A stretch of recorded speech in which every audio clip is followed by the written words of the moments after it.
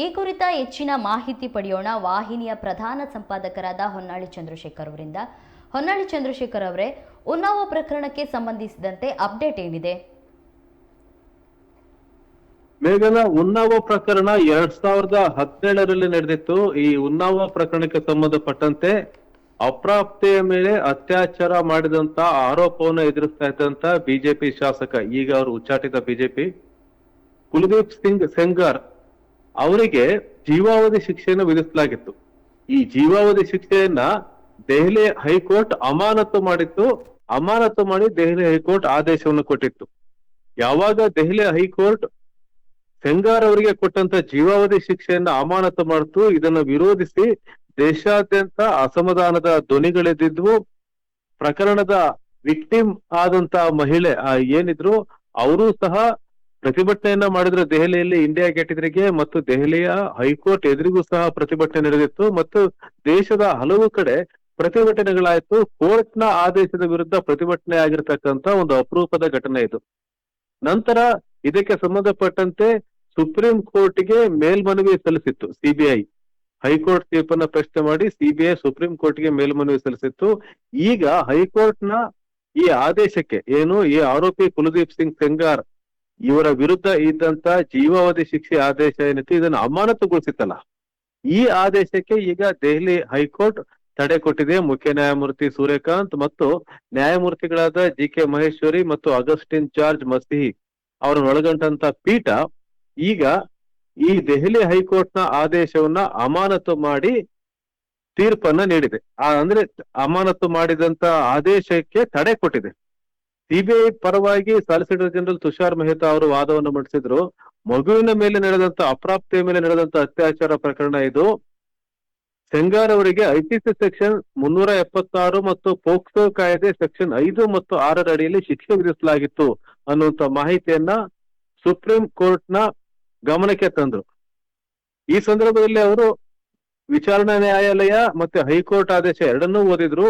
ಬಹಳ ಪ್ರಮುಖವಾಗಿ ಇಲ್ಲಿ ಗಮನಿಸಬೇಕಾದ ಅಂಶ ಅಂತಂದ್ರೆ, ಒಬ್ಬ ಪ್ರಬಲ ವ್ಯಕ್ತಿ, ಯಾರು ಆರೋಪಿ ಇದ್ದಾನೆ ಆ ವ್ಯಕ್ತಿ ಪ್ರಬಲ ಸ್ಥಾನದಲ್ಲಿದೆ, ಶಾಸಕ, ಅಪರಾಧವನ್ನ ಮರೆಮಾಚೋ ಸಾಧ್ಯತೆ ಹೆಚ್ಚಿರುತ್ತೆ, ಸಾಕ್ಷಿಗಳ ನಾಶ ಮಾಡೋ ಸಾಧ್ಯತೆ ಹೆಚ್ಚಿರುತ್ತೆ ಮತ್ತು ಆ ಪ್ರದೇಶದ ಪ್ರಭಾವಿ ಶಾಸಕರು. ಹೀಗಾಗಿ ಅವ್ರನ್ನ ಕಸ್ಟಡಿಯಿಂದ ಬಿಡುಗಡೆ ಮಾಡಬಾರದು ಅಂತ ಹೇಳಿ ಸಿಬಿಐ ಪರವಾಗಿ ವಾದ ಮಂಡನೆ ಮಾಡಿದಂತ ಸಾಲಿಸಿಟರ್ ಜನರಲ್ ತುಷಾರ್ ಮೆಹ್ತಾ ಅವರು ಸುಪ್ರೀಂ ಕೋರ್ಟ್ನ ಗಮನಕ್ಕೆ ತಂದ್ರು. ನ್ಯಾಯಪೀಠ ಇದನ್ನ ಗಮನಿಸಿತು. ಸಾಲಿಸಿಟರ್ ಜನರಲ್ ಮೆಹ್ತಾ ಅವರಿಗೆ ಮತ್ತು ಅಪರಾಧಿಯ ಪರ ಏನು ವಕೀಲರಿದ್ರು ಅವರಿಂದನೂ ವಿಚಾರಣೆ ನಡೆಸಿದೀವಿ. ಕಾನೂನಿನ ಪ್ರಶ್ನೆಗಳು ಇಲ್ಲಿ ಉದ್ಭವಿಸ್ತವೆ. ಹಾಗಾಗಿ ಇದಕ್ಕೆ ಸಂಬಂಧಪಟ್ಟಂತೆ 4 ವಾರಗಳಲ್ಲಿ ಅಫಿಡವಿಟ್ ಸಲ್ಲಿಸಿ ಅಂತ ಹೇಳಿ ಸೂಚನೆಯನ್ನು ಕೊಡ್ತು. ಅಪರಾಧಿ ಅಥವಾ ವಿಚಾರಣಾಧೀನ ವ್ಯಕ್ತಿಯನ್ನ ಬಿಡುಗಡೆ ಮಾಡಿದ ನಂತರ ನ್ಯಾಯಾಲಯ ಸಾಮಾನ್ಯವಾಗಿ ಇಂಥ ಆದೇಶಗಳಿಗೆ ತಡೆ ಕೊಡೋದಿಲ್ಲ.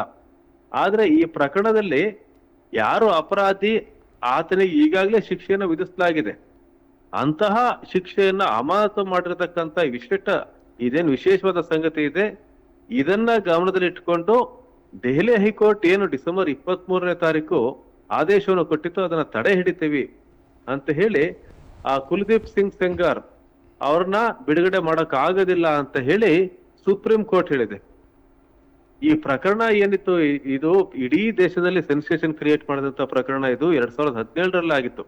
ಉತ್ತರ ಪ್ರದೇಶದ ಉನ್ನಾವೋದಲ್ಲಿ ಅತ್ಯಾಚಾರ ಪ್ರಕರಣ ಆಗಿತ್ತು.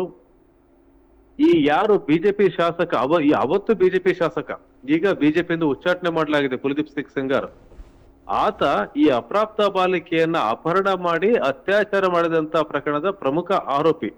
ಇಷ್ಟೇ ಅಲ್ಲ, ನಂತರ ಈ ಸೆಂಗಾರ್ನ ಜೊತೆಗಿದ್ದವರು ಸಹ ಅವರನ್ನ ಆ ಅಪ್ರಾಪ್ತೆಯನ್ನ ಅತ್ಯಾಚಾರ ಮಾಡಿದ್ರು. ಇದೊಂದು ಸಾಮೂಹಿಕ ಅತ್ಯಾಚಾರ ಪ್ರಕರಣ.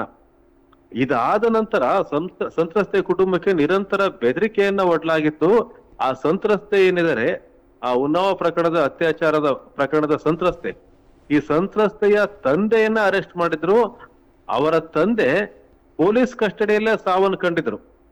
ನಂತರ ಈ ಸಂತ್ರಸ್ತೆಯ ಸಂಬಂಧಿಕರು ಮತ್ತೆ ವಕೀಲರು ಕಾರ್ನಲ್ಲಿ ಹೋಗ್ತಾ ಇರ್ಬೇಕಾದ್ರೆ ಅಪಘಾತವನ್ನ ಮಾಡಲಾಗಿತ್ತು. ಈ ಅಪಘಾತದಲ್ಲಿ ಅವರ ಸಂಬಂಧಿಗಳು ಮತ್ತೆ ವಕೀಲರು ಸಾವು ಕಂಡಿದ್ರು. ಹಾಗಾಗಿ ಇಡೀ ದೇಶದಲ್ಲಿ ಇದೊಂದು ಬಹಳ ಚರ್ಚೆಗೆ ಕಾರಣವಾದಂತ ಘಟನೆ ಇದು. ನಂತರ 2019ರಲ್ಲಿ ಸೆಂಗಾರ್ ಯಾರು ಶಾಸಕ ಆತನನ್ನ ದೋಷಿ ಅಂತ ಘೋಷಣೆ ಮಾಡಲಾಗಿತ್ತು. ಜೊತೆಗೆ ಶಿಕ್ಷೆಗೂ ಸಹ ಗುರಿ ಮಾಡಲಾಗಿತ್ತು, ಜೀವಾವಧಿ ಶಿಕ್ಷೆನ ನೀಡಲಾಗಿತ್ತು.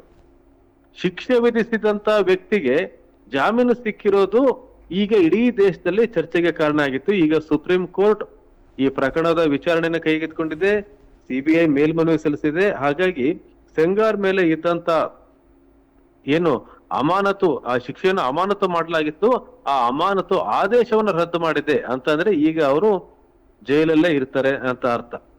ಹಾಗಾಗಿ ಮುಂದಿನ ದಿನಗಳಲ್ಲಿ ಈ ಪ್ರಕರಣದ ವಿಚಾರಣೆ ಹೇಗಾಗುತ್ತೆ, ಯಾವ ಬೆಳವಣಿಗೆಗಳು ನಡೆಯುತ್ತೆ ಕಾದ್ ನೋಡ್ಬೇಕಾಗಿದೆ ಮೇಘನ. ನಿಮ್ಮೆಲ್ಲ ಮಾಹಿತಿಗಾಗಿ ಧನ್ಯವಾದಗಳು.